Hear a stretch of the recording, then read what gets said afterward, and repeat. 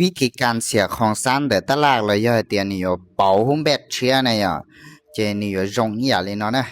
รู้เชื่อตลาดเขียนไซเวียมั่วเนี่ยหาแนวต้านสม่ำเสมออย่างเลยเนาะนะจะใช้ต่อเดียเนี่ยเราจุดนอนวันเดนี่อยู่เท่าเลยย่อเดียนี่อยู่เป่าของสั้นเชื่อนี่จุลอทะลุนี่เนาะนี่เยไปนี่มาตะกังเลยเราต่อนั่นแหละย่อเดียนี่อยู่เท่าเป็นขาลงนะย่อฮอสซิลีไฮเดียรู้เชื่อตลาดไซเวนอเนียเท่าเป็นขาขึ้นนอเจเนียจุไปทะลุยอดตัวเหนียวตัดเกรอหับออเดอร์ยอดตัวจุดระวังนอหนึ่งมาลินเจไปนั่นน่ะ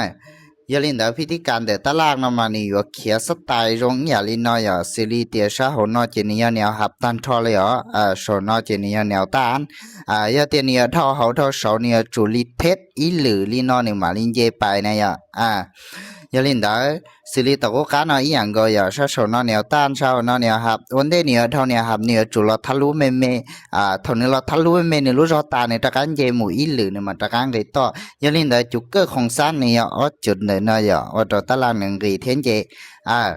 ยาลินเดอไปอย่าลองมูใช้เนี่ยตัวขาลงเนี่ย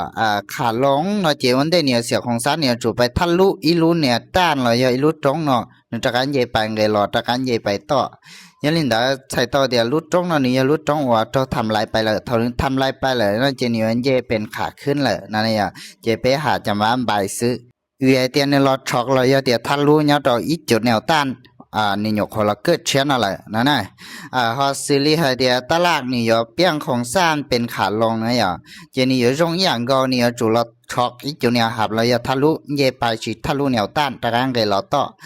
ยาลินดาไปยาลายเดียจุดนอนี่จุดเสียของสร้างเนี่ยเท่านี้เสียของสร้างลินอเลยนะเจนี่มั่วออกกางเลยเราต่ยาลินดาพิธีการเดตลาดนมานี่อยู่其中นี่เนาะ1%เดียวเดี๋ยวชิมาฝนดาวเดียวเขียนตัวสัตย์นะเจนี่อยู่ตรงนี้ลินอนะ